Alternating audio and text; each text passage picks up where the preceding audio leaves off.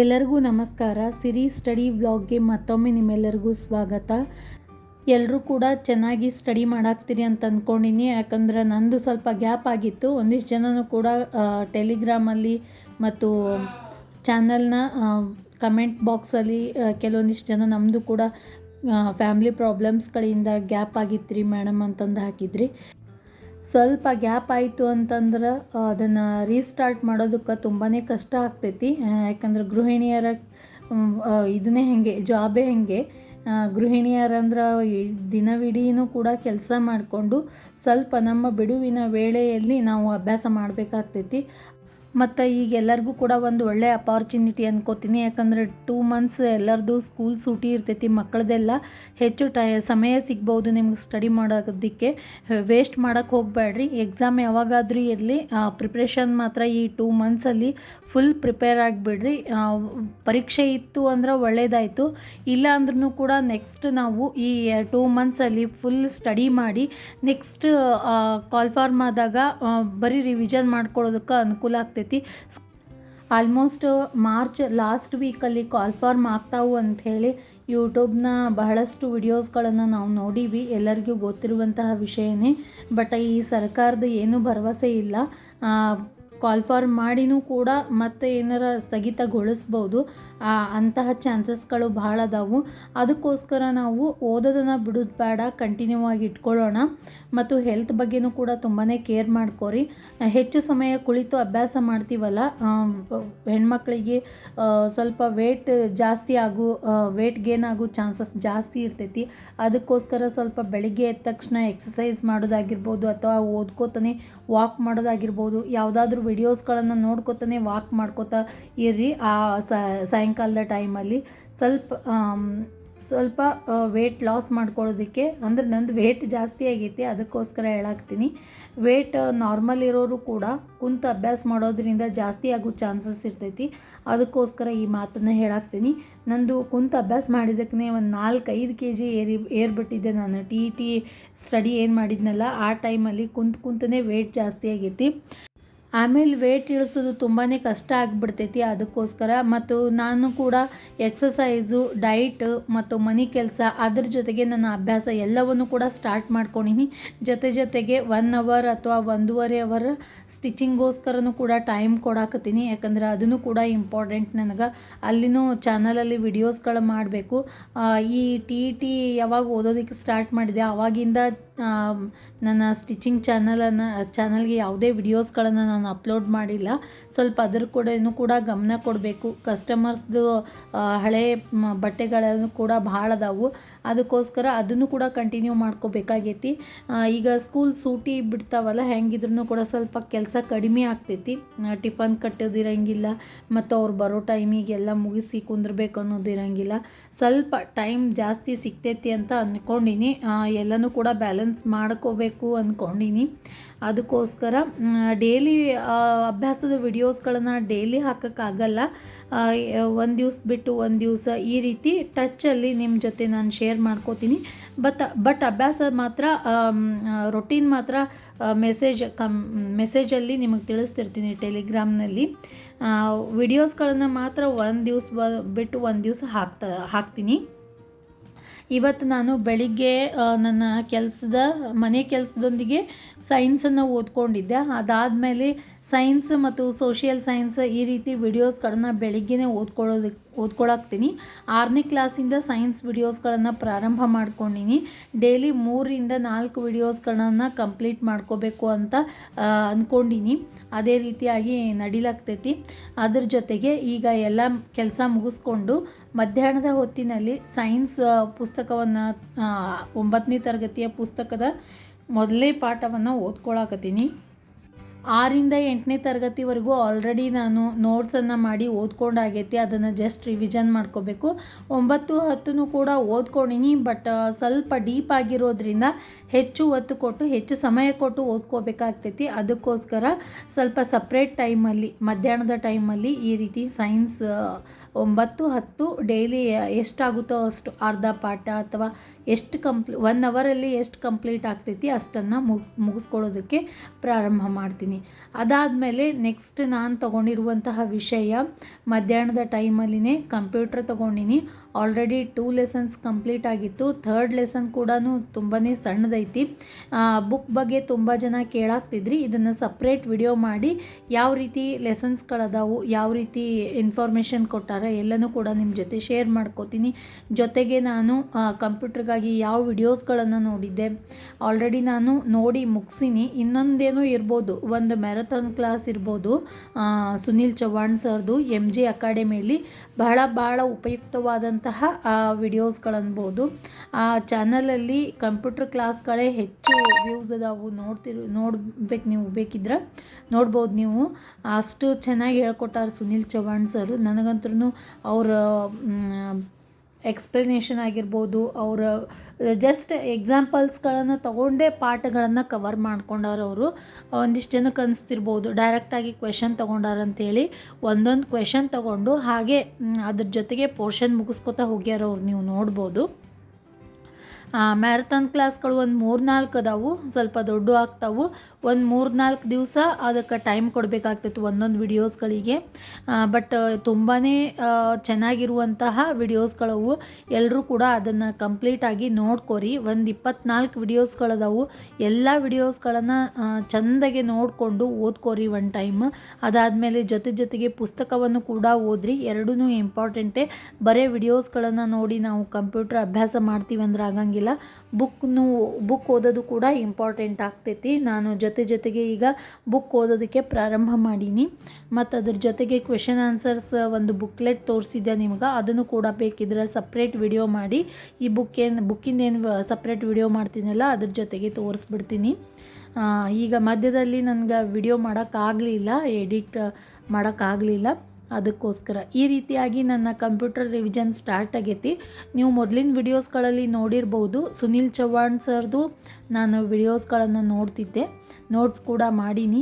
But book ಕೂಡ ಓದಲೇಬೇಕು. ನಾವು book ಓದಬೇಕು, ನೋಟ್ಸ್ ಬೇಕಿದ್ರೆ ಮಾಡ್ಕೋಬೇಕು, ಮತ್ತು ವಿಡಿಯೋಸ್ಗಳನ್ನು ನೋಡಬೇಕು. ಜೊತೆಗೆ ಎಲ್ಲ ಒಂದು ಸರ್ತಿ ಪೋರ್ಷನ್ ಕಂಪ್ಲೀಟ್ ಆಯಿತು ಅಂತಂದ್ರೆ ಕ್ವೆಶನ್ ಬ್ಯಾಂಕನ್ನು ತೊಗೊಂಡು ಕ್ವೆಶನ್ ಬಿಡಿಸೋದಕ್ಕೆ ಪ್ರಾರಂಭ ಮಾಡಿರಿ.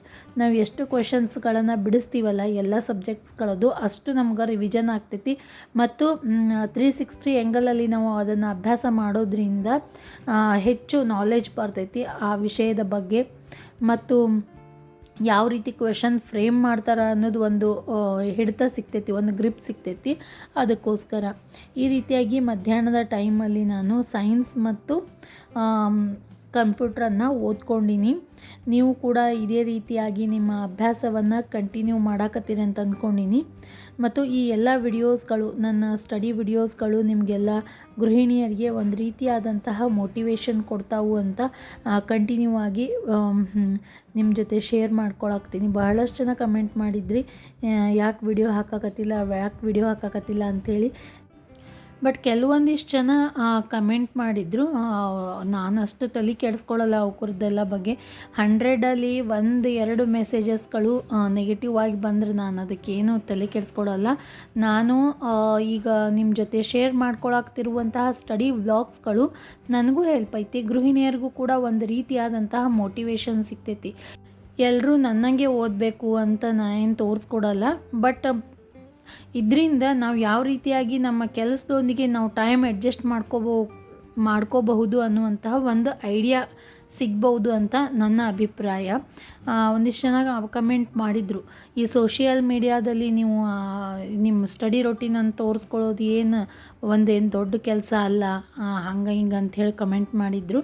ಮತ್ತು ಇನ್ನೊಂದೇನೋ ಕಮೆಂಟ್ ಮಾಡಿದರು, ಮೊದಲು ಜಾಬ್ ತಗೋರಿ ಅಂಥೇಳಿ. ನಾನು PSTRಗೆ ಅಭ್ಯಾಸ ಮಾಡುವುದಕ್ಕಿಂತ ಮುಂಚೆ ಆಲ್ರೆಡಿ ನಾನು ಮೊದಲನೇ ನನ್ನ ಯೂಟ್ಯೂಬ್ ಚಾನಲ್ಸ್ಗಳನ್ನು ಓಪನ್ ಮಾಡಿದೆ. ನಾನೇನು ಸ್ಟಡಿ ವ್ಲಾಗ್ಸ್ಗಳಿಗಾಗಿಯೇ ಈ ಚಾನಲ್ಸ್ಗಳೇನು ಓಪನ್ ಮಾಡಿಲ್ಲ. ಆಲ್ರೆಡಿ ವ್ಲಾಗ್ಗಳನ್ನು ಅಪ್ಲೋಡ್ ಮಾಡಬೇಕು ಅಂತ ಹೇಳಿನೇ ನಾನು ಈ ಚಾನಲನ್ನು ಓಪನ್ ಮಾಡಿದ್ದು. ಬಟ್ ಸ್ಟಡಿಗಾಗಿ ಟೈಮ್ ಕೊಡಬೇಕಾಯಿತು. ಅಂತಹ ಸಂದರ್ಭದಲ್ಲಿ ಚಾನಲನ್ನು ಕೂಡ ನಾನು ಮುಂದುವರಿಸ್ಕೊಂಡು ಹೋಗಬೇಕಾಯಿತು. ಯಾಕೆ ಈ ರೀತಿ ನಾನು ಸ್ಟಡಿ ವ್ಲಾಗ್ಸ್ಗಳನ್ನೇ ಅಪ್ಲೋಡ್ ಮಾಡಬಹುದಲ್ಲ ಅಂತ ಹೇಳಿ ಕಂಟಿನ್ಯೂ ಮಾಡಿದ್ದು ಬಿಟ್ಟರೆ ಬೇರೆ ಯಾವುದೂ ಏಮಿಲ್ಲ. ಯಾರಿಗಾದರೂ ತೋರಿಸ್ಕೊಡ್ಬೇಕು ಅನ್ನುವಂಥದ್ದು ಇಲ್ಲ. ಬಹಳಷ್ಟು ವಿಚಾರ ಮಾಡಿ ನನ್ನ TET ಸ್ಕೋರ್ ಜಾಸ್ತಿ ಆದಮೇಲೆ ನಾನು ಈ ಸ್ಟಡಿ ಬ್ಲಾಗ್ಸ್ಗಳನ್ನು ಮತ್ತೊಬ್ಬರಿಗೆ ಹೆಲ್ಪ್ ಆಗ್ಬೋದು, ಈ ರೀತಿ ನೀವು ಅಭ್ಯಾಸ ಮಾಡೋದ್ರಿಂದ TET ಸ್ಕೋರ್ ಆಗ್ಬೋದು ಅನ್ನುವಂತಹ ವಿಡಿಯೋಸ್ಗಳನ್ನು ಅಪ್ಲೋಡ್ ಮಾಡೋದಕ್ಕೆ ಪ್ರಾರಂಭ ಮಾಡಿದ್ದೆ ಬಿಟ್ಟು ಬೇರೆ ಯಾವ ಅಭಿಪ್ರಾಯವೂ ಇಲ್ಲ. ಯಾರಾದರೂ ಆ ರೀತಿ ನೀವು ತಪ್ಪ ಅಭಿಪ್ರಾಯಗಳಿದ್ದರೆ ನನ್ನ ವ್ಲಾಗ್ಸ್ಗಳನ್ನು ನೋಡೋದನ್ನು ಬಿಟ್ಬಿಡ್ರಿ. ಬಟ್ ಕಮೆಂಟ್ಸ್ಗಳನ್ನು ಹಾಕೋದು ಸರಿಯಲ್ಲ. ಈ ರೀತಿ ನೆಗೆಟಿವ್ ಕಮೆಂಟ್ಸ್ಗಳನ್ನು ಹಾಕೋದು ಸರಿಯಲ್ಲ. ನನಗೆ ಇದನ್ನು ಕೂಡ ಒಂದು ರೀತಿಯಾದಂತಹ ಜಾಬ್, ಯೂಟ್ಯೂಬ್ ಚಾನಲಲ್ಲಿ ವಿಡಿಯೋಸ್ಗಳನ್ನು ಅಪ್ಲೋಡ್ ಮಾಡೋದು. ಅದರಿಂದ ಅಲ್ಪ ಸ್ವಲ್ಪ ನನ್ನ ಖರ್ಚಿಗೆ ಆಗುವಷ್ಟು ಅರ್ನಿಂಗ್ಸ್ ಬರ್ತೈತಿ. ಜೊತೆಗೆ ನನಗೂ ಒಂಥರ ಖುಷಿ. ಮತ್ತು ಇದಕ್ಕಿಂತಲೂ ಮುಂಚೆ ನಾನು ಸ್ಟಿಚಿಂಗ್ ವಿಡಿಯೋಸ್ಗಳನ್ನು ಅಪ್ಲೋಡ್ ಮಾಡ್ತಿದ್ದೆ. ಅದು ಕೂಡ 45+ ಸಬ್ಸ್ಕ್ರೈಬರ್ಸ್ ಅದಾರ, 45K ಪ್ಲಸ್ ಸಬ್ಸ್ಕ್ರೈಬರ್ಸ್ ಅದಾರ ಆ ಚಾನಲಲ್ಲಿ. ಇದನ್ನು ಆಲ್ರೆಡಿ ನಾನು ಮೊದಲಿನ ವಿಡಿಯೋಸ್ಗಳಲ್ಲಿ ನಿಮಗೆಲ್ಲ ಹೇಳಿದ್ದೆ. ಈಗ ನಾನು ಸಾಯಂಕಾಲದ ಟೈಮಲ್ಲಿ ಸೈಕಾಲಜಿಯನ್ನು ಓದೋದಕ್ಕೆ ಪ್ರಾರಂಭ ಮಾಡೀನಿ. ಆಲ್ರೆಡಿ ಫಸ್ಟ್ ಲೆಸನ್ ಕಂಪ್ಲೀಟ್ ಆಯಿತು. ಈಗ ಸೆಕೆಂಡ್ ಲೆಸನ್ ಸ್ಟಾರ್ಟ್ ಮಾಡ್ಕೊಂಡೀನಿ. ಇದು ಕೂಡ ರಿವಿಷನ್ನೇ, ಸೈಕಾಲಜಿನೂ ಕೂಡ ರಿವಿಷನ್ನ ಪ್ರಾರಂಭ ಮಾಡ್ಕೊಂಡೀನಿ. ಜೊತೆಗೆ ವಿಡಿಯೋಸ್ಗಳನ್ನು ಕೂಡ ನೋಡಬೇಕು ಅಂತ ಅಂದ್ಕೊಂಡೀನಿ. ಒಂದು 2-3 ಲೆಸನ್ ಕಂಪ್ಲೀಟ್ ಆದಮೇಲೆ ವಿಡಿಯೋಸ್ಗಳನ್ನು ನೋಡೋದಕ್ಕೆ ಪ್ರಾರಂಭ ಮಾಡ್ತೀನಿ. ಯಾಕಂದ್ರೆ ಒಂದು ಸರ್ತಿ ವಿಡಿಯೋ ನೋಡೋದಕ್ಕೆ ಪ್ರಾರಂಭ ಮಾಡಿದ್ವಿ ಅಂತಂದ್ರೆ ಸ್ವಲ್ಪ ಬುಕ್ ಓದೋದು ಇಂಟ್ರೆಸ್ಟ್ ಕಡಿಮೆ ಆಗಿಬಿಡ್ತೈತಿ. ವಿಡಿಯೋಸ್ಗಳನ್ನೇ ನೋಡ್ತಾ ಇರ್ತೀವಿ. ವಿಡಿಯೋಸ್ಗಳನ್ನು ನೋಡಿ ಅಭ್ಯಾಸ ಮಾಡೋದು ಕೂಡ ಒಳ್ಳೆಯದೇ. ಒಂದು ಸರ್ತಿ ಪುಸ್ತಕ ಓದಿ ಮುಗಿಸಿ ಆಮೇಲೆ ಮತ್ತೊಮ್ಮೆ ವಿಡಿಯೋಸ್ಗಳನ್ನು ನೋಡಿ ರಿವಿಷನ್ ಮಾಡ್ಕೋಬೇಕು ಅಂತ ಅಂದ್ಕೊಂಡೀನಿ. ವಿಡಿಯೋಸ್ಗಳನ್ನು ನೋಡಿ ಕೇಳಿ ಓದೋದ್ರಿಂದ ಅದು ಕೂಡ ಹೆಚ್ಚು ಕಾಲ ನಮ್ಮ ಮೆಮೊರಿಯಲ್ಲಿ ಜಾಸ್ತಿ ಟೈಮ್ ಸಮಯದವರೆಗೆ ಅದನ್ನು ಉಳಿಸ್ಕೋಬೋದು. ಅದನ್ನು ಕೂಡ ತುಂಬಾ ಇಂಪಾರ್ಟೆಂಟ್. ಈ ಯೂಟ್ಯೂಬ್ ಚಾನಲ್ಸ್ಗಳಲ್ಲಿ ಹಾಕುವಂತಹ ವಿಡಿಯೋಸ್ಗಳಿಂದನೇ ಇತ್ತೀಚೆಗೆ ಹೆಚ್ಚು ಸ್ಕೋರ್ಗಳಾಗ್ತಾವೆ. TET ಆಗಿರ್ಬೋದು, CET, ಬೇರೆ ಬೇರೆ ಎಕ್ಸಾಮ್ಸ್ಗಳಲ್ಲಿ ಸ್ಕೋರ್ಗಳು ಜಾಸ್ತಿ ಆಗೋದು ಇದೇ ಕಾರಣ. ಕೇಳಿ ನೋಡಿ ಓದ್ತೀವಲ್ಲ, ಅದರಿಂದ ಪರ್ಫೆಕ್ಟ್ ಆಗಿಬಿಡ್ತೈತಿ ವಿಷಯ ಮನಸ್ಸಿನೊಳಗೆ.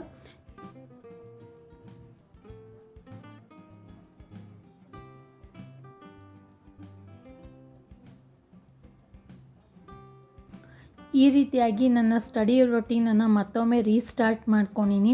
ನಿಮ್ಮ ಎಲ್ಲರೂ ಕಮೆಂಟ್ಸ್ಗಳನ್ನು ನೋಡಿ ತುಂಬಾ ಖುಷಿ ಆಯಿತು. ಭಾಳ ಖುಷಿ ಆಯಿತು ಎಲ್ಲರ ಕಮೆಂಟ್ಸ್ಗಳನ್ನು ನೋಡಿ.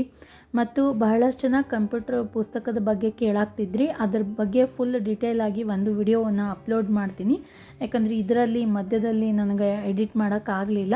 ಸಪ್ರೇಟಾಗಿಯೇ ಯಾವ ಪುಸ್ತಕ ಓದಾಕ್ತೀನಿ, ಯಾವ ವಿಡಿಯೋಸ್ಗಳನ್ನು ನೋಡೀನಿ, ನೋಟ್ಸ್ ಯಾವ ರೀತಿ ಮಾಡ್ಕೊಂಡಿದ್ದೆ, ಜೊತೆಗೆ ಯಾವ ಕ್ವಶನ್ ಬ್ಯಾಂಕ್ ಐತಿ ನನ್ನ ಹತ್ರ, ಅಂದರೆ ಕ್ವಶನ್ಸ್ಗಳಿರುವಂತಹ ಪುಸ್ತಕ ಯಾವುದು, ಎಲ್ಲವನ್ನು ಕೂಡ ಡೀಟೇಲಾಗಿ ತೋರಿಸ್ಕೊಡ್ತೀನಿ.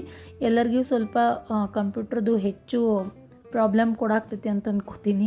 ಯಾಕಂದರೆ ಹೊಸ ವಿಷಯ ಎಲ್ಲ ನಮ್ಗೆ, ಅದಕ್ಕೋಸ್ಕರ ಸ್ವಲ್ಪ ಪ್ರಾಬ್ಲಮ್ ಆಗ್ಬೋದು. ಏನಿಲ್ಲ, ವಿಡಿಯೋಸ್ಗಳನ್ನು ಕೇಳಿ ನೀವು ಪುಸ್ತಕ ಓದೋದ್ರಿಂದ ಆರಾಮಾಗಿ ನೀವು ಫೇಸ್ ಮಾಡ್ಬೋದು ಕ್ವಶನ್ಸ್ಗಳನ್ನು. ತೊಂದರೆ ಏನಿಲ್ಲ, ಅಷ್ಟೊಂದೇನು ಟಫ್ ಅಂತ ಅನ್ನಿಸ್ಲಿಲ್ಲ ನನಗೆ. ಮತ್ತು ಇನ್ನೇನು ಪ್ರಾಕ್ಟಿಕಲ್ಲಾಗಿ ನೀವು ಕಂಪ್ಯೂಟರನ್ನು ಬಳಸ್ಕೋತ ನೋಡಿರಿ. ಅಂದ್ರೆ ಪ್ರಾಕ್ಟಿಕಲ್ಲಾಗಿ ಅವ್ರು ಹೇಳುವಂತಹ ವಿಷಯವನ್ನು ನೀವು ಕಂಪ್ಯೂಟರ್ ಅಥವಾ ಲ್ಯಾಪ್ಟಾಪಲ್ಲಿ ಅದನ್ನು ಓಪನ್ ಮಾಡ್ಕೊಂಡು ನೋಡಿರಿ. ಹೆಚ್ಚು ನಿಮ್ಗೆ ಮೆಮ್ರಿಯಲ್ಲಿ ಉಳಿತೈತಿ ಅವು ಎಲ್ಲ ವಿಷಯಗಳು. MS Excel, MS PowerPoint ಮತ್ತು MS Word ಇವುಗಳ ಬಗ್ಗೆ ಅದಾವು. 3 ಟಾಪಿಕ್ಸ್ನೂ ಅದಾವೆ ನಮ್ಮ ಅಭ್ಯಾಸದಲ್ಲಿ. ಅವುಗಳನ್ನು ನೀವು ಲ್ಯಾಪ್ಟಾಪ್ ಅಥವಾ ಕಂಪ್ಯೂಟರ್ಗಳನ್ನು ನೋಡಿ ಪ್ರಾಕ್ಟಿಕಲ್ಲಾಗಿ ಮಾಡೋದ್ರಿಂದ ಹೆಚ್ಚು ಕಾಲ ನೆನಪಿನಲ್ಲಿ ಉಳಿತೈತಿ. ಅದಕ್ಕೋಸ್ಕರ ಈ ರೀತಿಯಾಗಿ ಅಭ್ಯಾಸದ ರೊಟೀನನ್ನು ನಿಮ್ಮ ಜೊತೆ ಶೇರ್ ಮಾಡ್ಕೊಂಡೀನಿ. ಮತ್ತು ಬಹಳಷ್ಟು ಜನ ನಿಮ್ಮ ಡಯಟ್ ಪ್ಲ್ಯಾನನ್ನು ಕೂಡ ಹೇಳ್ರಿ ಅಂದಿದ್ರು. ಸ್ವಲ್ಪ ನೋಡೋಣ, ವೇಟ್ ಚೆಕ್ ಮಾಡ್ಕೊಂಡಾದ್ಮೇಲೆ ನನ್ನ ವೇಟ್ ಕಡಿಮೆ ಆಗೈತೆ ಇಲ್ಲ ನೋಡ್ಕೊಂಡು ನಿಮ್ಮ ಜೊತೆ ಅದನ್ನು ಶೇರ್ ಮಾಡ್ಕೋತೀನಿ. ಯಾವ ರೀತಿಯಾಗಿ ಡೈಲಿ ರೊಟೀನಲ್ಲಿ ನನ್ನ ಎಕ್ಸಸೈಸ್ ಮತ್ತು ಡಯಟ್ ನಡೆದೈತಿ ಅಂಥೇಳಿ ನಿಮ್ಮ ಜೊತೆ ಶೇರ್ ಮಾಡ್ಕೋತೀನಿ. ಈ ರೀತಿಯಾಗಿ ಇವತ್ತಿನ ಅಭ್ಯಾಸ ಇತ್ತು. ಈ ವಿಡಿಯೋ ನಿಮಗೆಲ್ಲ ಇಷ್ಟ ಆಯಿತು ಅಂದ್ಕೋತೀನಿ. ಗೃಹಿಣಿಯಾಗಿ ಯಾವ ರೀತಿಯ ನನ್ನ ಕೆಲಸದೊಂದಿಗೆ ನನ್ನ ಅಭ್ಯಾಸವನ್ನು PSTR ಎಕ್ಸಾಮ್ಗೆ ಯಾವ ರೀತಿ ಪ್ರಿಪೇರ್ ಆಗತ್ತೀನಿ ಅಂಥೇಳಿ ನಿಮ್ಮ ಜೊತೆ ಶೇರ್ ಮಾಡ್ಕೊಂಡಿನಿ. ಇಷ್ಟ ಆಗಿದ್ರೆ ಲೈಕ್ ಮಾಡಿರಿ, ನಿಮ್ಮ ಫ್ರೆಂಡ್ಸ್ ಮತ್ತು ಫ್ಯಾಮ್ಲಿ ಜೊತೆ ಶೇರ್ ಮಾಡ್ಕೊರಿ. ಹಾಗೆ ನಮ್ಮ ಚಾನಲ್ಗೆ ಸಬ್ಸ್ಕ್ರೈಬ್ ಮಾಡ್ಕೊಂಡು ನೋಡಿರಿ. ನೀವು ಸಬ್ಸ್ಕ್ರೈಬ್ ಮಾಡೋದ್ರಿಂದ ನನಗೂ ಕೂಡ ಹೊಸ ವಿಡಿಯೋಸ್ಗಳನ್ನು ಮಾಡಿ ಅಪ್ಲೋಡ್ ಮಾಡೋದಕ್ಕೆ ಒಂದು ಮೋಟಿವೇಶನ್ ಸಿಕ್ಕಂಗೆ ಆಗ್ತಿದೆ ನನಗೂ ಕೂಡ. ಈ ವಿಡಿಯೋವನ್ನು ನೋಡಿದ್ದಕ್ಕೆ ನಿಮ್ಮೆಲ್ಲರಿಗೂ ತುಂಬು ಹೃದಯದ ಧನ್ಯವಾದಗಳು.